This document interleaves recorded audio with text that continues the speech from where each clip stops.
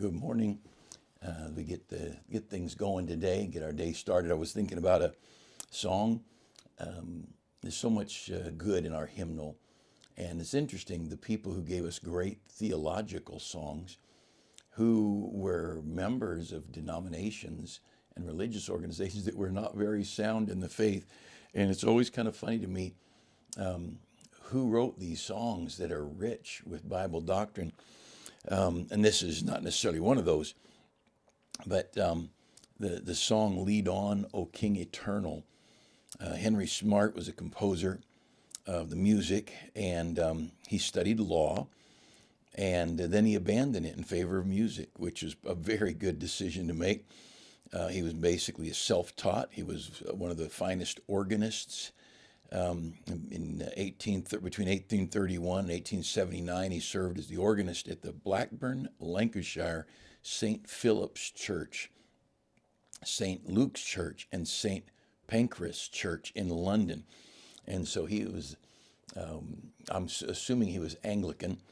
And of course, they're a little different. They would baptize babies. But this is where George Whitefield came from, and he certainly was a great gospel preacher. He always had poor eyesight and eventually found himself completely blind.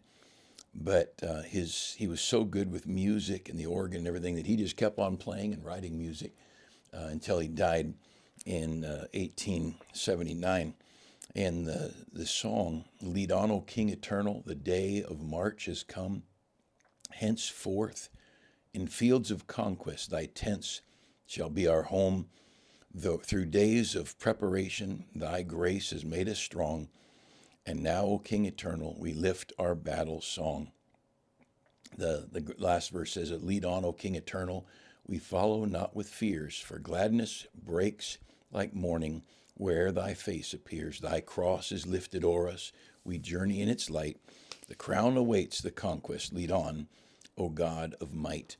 And there's so many amazing songs that have been written, great hymns through the years, and we don't want to abandon our hymnal. I am a hymnal person. I remember as a young Christian, long hair, never couldn't tell Matthew from Luke, and I didn't know much. I had a Bible in my hand, someone gave me, and I was going to a Baptist church, just happened to be. I didn't have any convictions at the time, but I remember holding that hymnal, and I didn't quite understand all the choruses and all the verses and things. I knew the musical part of it because I'd played music, I played instruments before, but I never sung hymns. But that hymnal's become very precious. And I remember hearing someone say, "You want three books in your church: the good book, the hymn book, and the checkbook." Well, now we've gotten rid of the checkbook, and we just about gotten rid of the hymn book. And people work awful hard to get rid of the good book, and we don't want to go that route. And that is not where we want to be. This morning, I want to take just a moment. Again, there's so much politically going on. I want to take some time to talk a little about what the scripture says. If you want to look at a verse with me, if you're driving, don't do it. But in 2 Timothy chapter 3, there's a simple statement that the apostle makes about the last days, or the perilous time shall come. And he says, 2 Timothy 3:2, men shall be lovers of their own selves. He begins a list in verse 2 and verse 3. Lovers of their own selves, covetous, boasters, proud, blasphemers, disobedient to parents, unthankful, unholy, without natural affection. And that is that people doing the unnatural. And it talks about that in Romans 2, men and women with women. It calls it unseemly. You can't even imagine the perversion of it. I think abortion is probably as unseemly a thing. How unnatural it is that a woman would choose to kill her own child. It's unbelievable. But in verse 3, without natural affection, truce breakers, false accusers, incontinent, that's no self-control. And have we ever been in a world where there's no self-control? Fierce, but the last statement, despisers of those that are good. And then he goes on, traitors, heady, high-minded, lovers of pleasure more than lovers of God. We are certainly there in our culture. We are pleasure-loving people. We want our food, and we want lots of it. We want to supersize it. One of our friends from another country was here, and we were eating, and he said, "You Americans, you supersize your French fries, you supersize your drinks, and you supersize the Americans." And he's right. And we love pleasure more than we love God, sadly. And but I wanted the little statement I wanted to mention was despisers of those that are good, despisers of those that are good. And just to take a moment or two and talk about this thing, we can differ from one another. And in our town, really, there's us, the Baptist church, and then there's blur churches. Blur meaning their doctrine is blurred. Church of the Valley. What does that mean? The Crowning Church, or the Lamb's Fellowship. What does that mean? We don't know. Are they Nazarene? Are they Pentecostal? Are they Baptist? Are they Catholic? Are they Presbyterian? Are they Lutheran? And we have lost our identity. It used to be a Pentecostal church. It said Pentecostal on the sign. You knew the ladies wore high collars, long sleeves, long dresses, and no makeup, very simple, very plain. You knew the Catholics by the nun, and the nun's clothing, and then the priest's clothing, and you could identify. You knew who a Nazarene was, or different, or Lutheran. They had a rector, and I had an erector set when I was a kid, but we've blurred this thing. But people can differ. In Romans, he says you prefer eating meat and someone else doesn't. And he says, don't let him that eat despise him that eateth not. And then he goes on in Romans 14, says, one wants to lift one day up above, that probably would have been the Saturday, the Sabbath, and bringing over from their Jewish heritage. And he said, another doesn't esteem one day above another. And he said, let not him that esteemeth the day despise him that esteemeth not the day. But you find that phrase, that they despise those that are good. And that's certainly the culture that we've become a part of. There are people that differ from me politically. I remember years ago when Barack Obama was running for the White House, there was a man that sat behind me in choir. He's in heaven now. But he was wearing an Obama sticker, a pin or something on his jacket. I'm not going to hate a guy who differs with me. I think it's very poor judgment he had, but there are days I've not had the best judgment, but I can love people who differ from me philosophically, theologically. Somebody's covered with tattoos. I can love them just as much as somebody who doesn't have any tattoos. Some guy's got his old long dreadlocks. I can love him like I could love somebody with a clean-cut head of hair. Those aren't things, to despise people.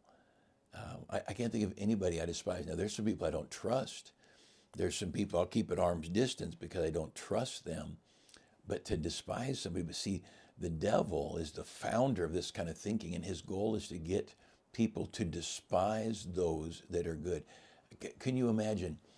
Why would somebody not want a balanced budget in the country? Why would someone not want people to show up for work on time and to show up at work to prove that they're working, prove that they're even alive? Why would people fuss about that? It's not the thing that they're being asked to do. It's that it's a good thing, that it's good people. It's people bringing in accountability. It's people bringing in responsibility. Think about Jesus. They hated Jesus. What? Did they hate him for feeding people? Did they hate him for healing the deaf ear or healing the lame? Did they hate him because he walked on water? I mean, the multitudes followed him. Why would they hate Jesus? I'll tell you, they hated Jesus because he was good. And he was the personification of good. You take good and you shape it into a human form, and you have Jesus. And the devil's crowd, religious, political, and non-religious, they despisers of those that are good. And we've got to be so guarded that we don't get that way. We don't want to be that. Now, in our culture, we've got liberals who in the recent months didn't like some things, and They're swearing, using vulgarity in public places, chanting and shouting words that never would have been heard in any TV or radio before. And they're wrong. They're wrong to use words that no Christian should ever use. But the smutty and the dirty and the perverse words and behavior we're seeing it in the entertainment world. I didn't see the last couple of years of halftime shows on with the Super Bowl, because I know the tradition now is how perverse can you be? What can you try to get away with? But in years gone by, you'll see the dancing with perversion in its motions and an indiscretion in its dress. And those are inappropriate things. And I don't despise those people. I hate that we're lowering our morals. I hate that we're taking the bar and bringing it down into the gutter. But that crowd of people, they don't care if you're a pervert. They do care that you're good. And the church will be attacked for one reason: we lift up good. And when we lift up good and pure and moral and righteous, people are going to get mad. They're going to be angry at it. Just think about it. You take the BLM riots that went on, burning police cars, burning police stations, the defund the police crowd, all of that anger, taking over stores, busting up stores, stealing things, total lawlessness. When you think about that, and why were they not arrested? Why were they not charged, put into prison? And then some were arrested, but the majority were not, some who were. And then to have a politician have a fund set up to bail those people out so they didn't have to stay in jail. They don't mind that, but they hate people that want to do good. And they despise the good. And, you sit and think about the whole world of motive and intention. And we've seen it with political candidates running for office. Oh, the vicious words and the hateful words that are thrown at people. That one of the signs of the end times is people in general, religious and non-religious, they despise those that are good. They just cannot stand them. Now, none of us is good. Romans 3 says there's none good, no, not one. But let me explain the difference here. You've got people who are good that do something wrong, and then you've got people that are evil that do something right. But it's the course of their life, the pattern they're on. David was called a man after God's own heart. In the midst there, he was a pretty sorry father, committed adultery, and ended up having a man murdered. But David was lifted up by God. Why? Because David's whole lifestyle was a lifestyle, a pattern of good. Moses, the same thing. Moses murdered a man and then tried to cover it up. And then he ran to get away from being caught. Out in the wilderness, he lost his temper, hit the rock the second time. He wasn't supposed to do it. And he forfeited the right to go into the promised land. He was called the servant of God. There was something special between Moses and God that no one else had. Abraham, same thing. Abraham was called the friend of God. Well, Abraham had some faith issues, ended up down in Egypt. There he picks up Hagar, comes back, lets Hagar become a second wife at the request of his own wife, Sarah, and brings into being the whole Muslim nation, the whole Muslim race. Abraham had some faith issues, but he was called the friend of God. These are great people who stumbled here and there. But then there's people like Jezebel and Ahab, and these people, Judas traveled with Jesus. I'm sure Judas did some good things, but their pattern of life was a life of evil, a life of wrong, and they did some good along the way. And we need to be so guarded. Don't despise good people. And don't let people get you in on the current of slander and attack, because despising those that are good is a corrupt way to live. That is most certainly how Satan wants us to work on things. There are truly evil people in this world, but I'll tell you, there's an awful lot of good people. And I'm not going to let a comment or an accusation, false or otherwise, get me to despise somebody who's good. You think about somebody who had a drug problem, drug and alcohol problem. They've ruined their life, ruined their career, ruined their family, lost kids, spouse, whatever. They get into some rehab and they finally, and then now they're boasting. They've got a 1 year clean, 2 years, 10 years clean, whatever. And people will say, wow, you are so awesome. You did it. And now they've broken every relationship. They've burned any bridge for a career. And they probably have worked through that rehab program on somebody else's dime. So probably somebody else paid the bill. And we lift up as heroes. Now, but let a preacher like me or a parent or some Christian school teacher or public school teacher push abstinence, stay pure morally, stay off drugs, stay off liquor, stay clean, don't ever start, don't ever have your first visit to those kind of things. And we would be called tyrants and cultish. And why? Because we're lifting up good. See, the world doesn't mind somebody being okay after they've destroyed everything sacred and that was worthy to be cherished. But you try to tell people don't get broken. Let's date careful and marry careful and stay married. Oh, they're going to look at you like you're a freak. You are despisers of those that are good. And I just want to encourage you. We're around it. You're not going to avoid hearing it, but let's not join in. I am for good people.